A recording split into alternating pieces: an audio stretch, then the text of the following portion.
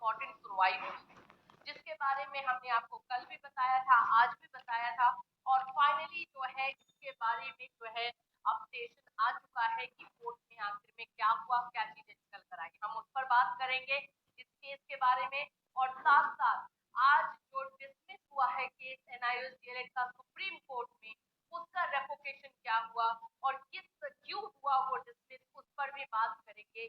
और तीसरा मेरा जो सबसे इम्पोर्टेंट पॉइंट रहेगा कि अब आप लोगों को जागने की जरूरत है, गैजेट को लेकर के आप लोगों को जो है केयरफुल होने की जरूरत है, क्योंकि अगर आप किसी तरह से लापरवाह होते रहे तो गैजेट अगर पास नहीं हुआ तो चाहे आप किसी भी कोर्ट में चले जाइए, आपका कुछ नहीं हो पाएगा। एकदम क्लियर शब्दों में मैं बोल रही हूँ। तो चलिए स्टार्ट करें इस वीडियो को। उससे पहले फ्रेंड्स, चैनल पर पहली बार विजिट कर रहे हो तो चैनल को सब्सक्राइब कर लेना, बेल आइकन प्रेस कर देना। ये पूरी तरीके से चैनल एनआईओएस डीएलएड के बच्चों के लिए डेडिकेटेड है कि उन लोगों को जो है साफ मिलना चाहिए।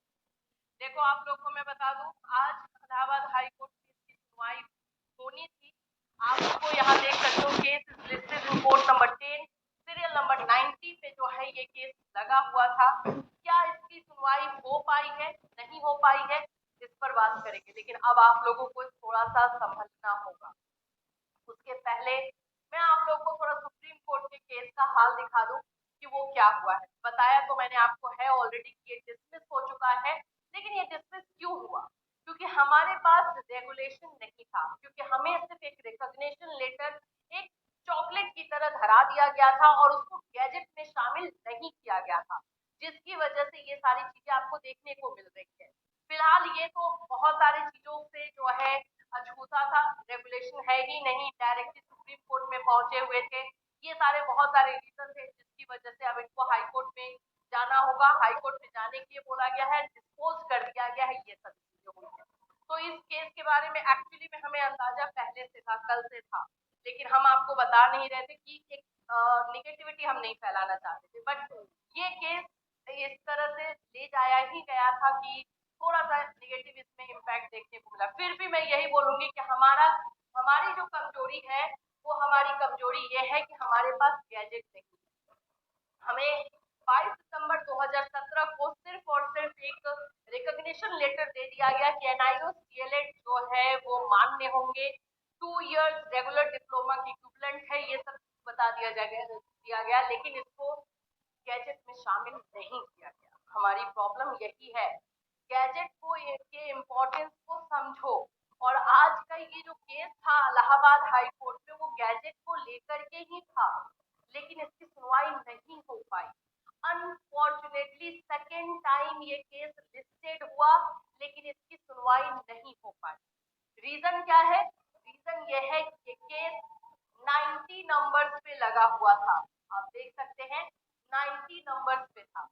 90 नंबर तक केस की सुनवाई ही नहीं है, 28 नंबर तक सिर्फ पहुंचा है, और ये केस जो है आज सुना नहीं गया, टेकअप ही नहीं लिया ही नहीं।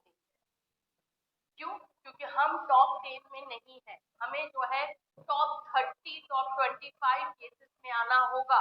अगर हमारा लिस्टेड जो है टॉप 28 और टॉप 30 और टॉप 25 केसेस में आएगा, तभी जा करके हम हो पाएंगे, तभी जा करके सुनवाई हो पाएगी, और वो नहीं हुआ। क्यों नहीं हुआ? क्योंकि हम जिस टीम के साथ इलाहाबाद हाई कोर्ट में जा रहे हैं वो टीम काफी छोटी है, एडवोकेट उसमें सीनियर नहीं है। हमें सीनियर एडवोकेट की जरूरत है, और जिसके लिए सपोर्ट जो है नहीं मिल पा रहा है।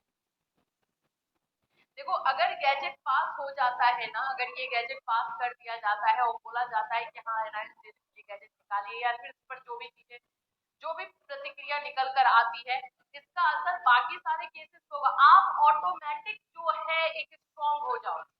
आपके रिकॉग्निशन लेटर को गैजेट में शामिल करवाने के लिए बोल दिया गया तो ऑटोमेटिक स्ट्रॉन्ग हो जाओगे। सुप्रीम कोर्ट में क्या बोला गया है? ये सिर्फ रिकॉग्निशन लेटर है, उस रिकॉग्निशन लेटर के दम पर आप कुछ नहीं कर सकते हैं, और उसको ऑलरेडी हटा दिया गया है सुप्रीम कोर्ट से, और उसको अमान्य घोषित कर दिया गया है आपकी कोर्ट से। तो हमें इसको गैजेट में शामिल करवाना है, और उसके लिए ये केस किया गया है। तो सपोर्ट आप लोगों का बनता है, बिल्कुल सपोर्ट कीजिए। कार्तिक सिंह जो है इसमें लगे हुए हैं, और मैं ग्रुप में देखते रहती हूँ कि ग्रुप में भी जो है बहुत सारे मैसेजेस हो रहे हैं, लेकिन सपोर्ट जो है उस तरह से नहीं मिल रहा है।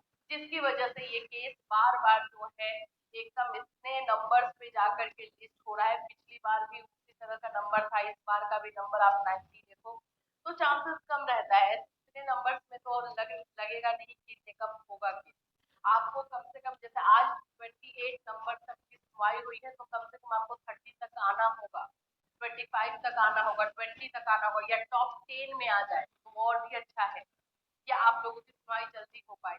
तो इसके लिए एक अच्छी टीम चाहिए, एक सीनियर एडवोकेट चाहिए ताकि जल्दी से जल्दी इस केस को जो है लगाया जा सके।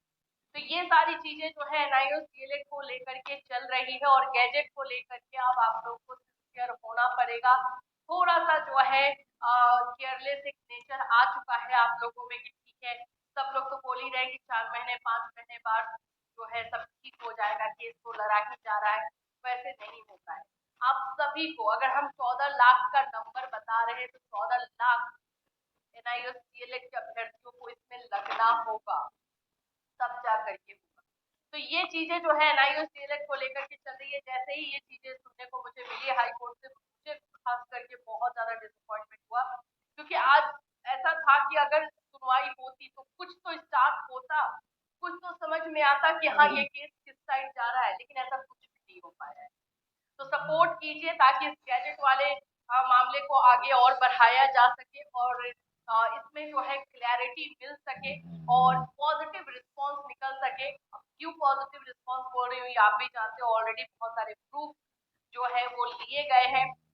पब्लिकेशन डिपार्टमेंट से आरटीआई मंगवा लिया गया है, एनसीटी से आरटीआई मंगवा लिया गया है। तो ये सारी चीजें जो है ऑलरेडी है, तो हमारे पास प्रूफ है, लेकिन हमें मौका मिलेगा तब तो हम खुद दिखा पाएंगे। ये सारी चीजें जो है नहीं हो पा रही।